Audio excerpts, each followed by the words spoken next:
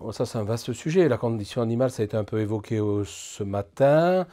Il y a une prise de conscience euh, par nos hommes politiques, par la société. La société fait avancer les choses, les professionnels font avancer les choses. Il y a certaines remises en question, mais le bien, et je le vois dans ma pratique quotidienne et puis dans mes différentes fonctions de responsable vétérinaire, il y a une vraie prise de conscience.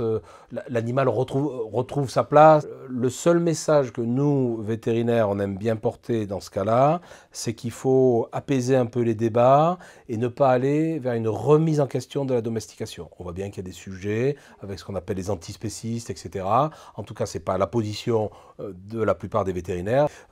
On accompagne l'ensemble des productions animales qui produisent ce qu'on appelle les filières, qui produisent de la viande, etc.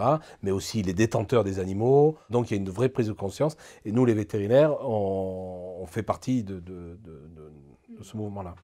D'abord, je pense que c'est la formation, notre formation de vétérinaire.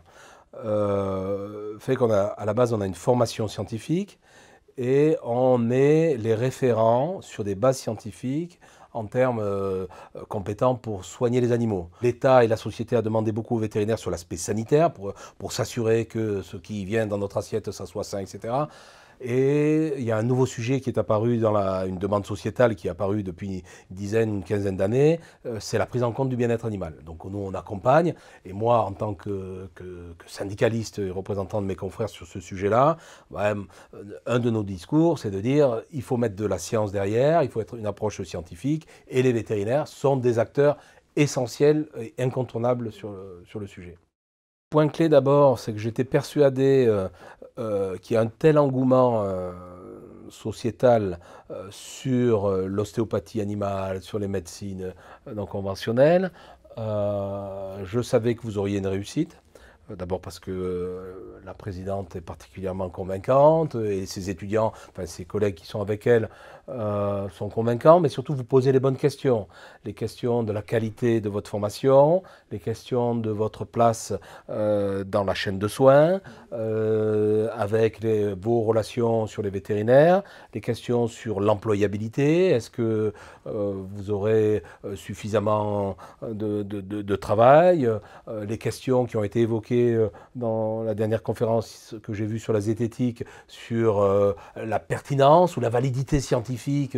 Ce sont des médecines qui sont nouvelles, où on n'a pas la même science que les autres médecines, tout simplement parce que ce n'est pas la faute de la discipline, mais c'est consubstantiellement, c'est une discipline où il n'y a pas eu de recherche derrière, parce que les laboratoires, si on prend, les laboratoires sont derrière parce qu'on fabrique du vaccin. Si on prend le vaccin rage, pourquoi on a pu faire de la découverte? Parce qu'il y avait des laboratoires qui étaient capables de mettre de l'argent sur la table en disant on développera, donc on fait de la science, on met de l'argent et après on produira un vaccin.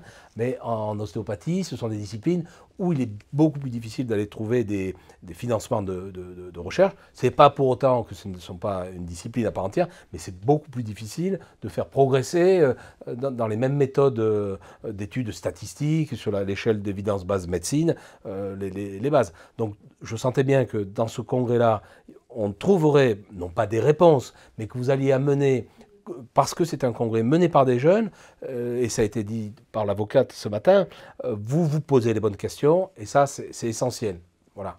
Et puis j'avais un peu derrière la tête de me dire, bon c'est bien, là c'est les jeunes, mais il y a un discours aussi à leur faire passer en amont des jeunes, c'est-à-dire en amont de s'engager dans ces voies-là, parce que j'ai été pendant 10 ans président de l'association vétérinaire équine française. Je suis encore sollicité à ce titre-là, des parents qui se retrouvent confrontés à des enfants qui, entre la seconde et la terminale, doivent faire leur choix étudiant et qui disent ben voilà, mon enfant est très intéressé par les animaux, etc. Il voudrait faire vétérinaire, mais les études sont dures. Tiens, ben, il va faire ostéopathe animalier, etc. Ben, je leur dis oui, ben, c'est quand même mieux d'essayer de le passer par vétérinaire, d'abord parce que c'est un peu plus large. Et c'est des études qui sont payées par l'État, elles sont sur des bases, j'allais dire, sur l'ensemble du cursus scientifique. Et puis, on n'a pas ce problème que l'on sent poindre les déviances que l'on sent poindre dans la formation en ostéopathie animalière, où il y a les déviances du business autour de la formation. Comme ce n'est pas une formation encadrée par l'État, et uniquement le diplôme, enfin, oui, la qualification est encadrée par des systèmes législatifs, etc., et c'est l'ordre des vétérinaires qui s'en occupe, mais toute la formation en amont met des jeunes sur le marché, sans souci de l'employabilité, mais c'est vrai, le business de la formation, on le retrouve à toutes les échelles, et pas uniquement dans l'ostéopathie, on le retrouve dans plein de métiers, mais sur ce sujet-là où il y a un engouement pour les médecines dites non conventionnelles ou complémentaires, on les appelle comme on veut. Voilà, donc je suis particulièrement content, non pas d'être là, mais de voir que vous réussissez votre congrès. Et je dis à votre présidente Marie Salabert que c'était une réussite politique pour vous. Je vous conseille de continuer parce qu'au moins vous prenez part à votre avenir, vous posez les bonnes questions, on le voit. Et puis je pense que c'est la première étape qui permettra d'accompagner, de faire bouger les lignes pour votre formation, aller vers du haut niveau, mettre du scientifique, etc. Voilà.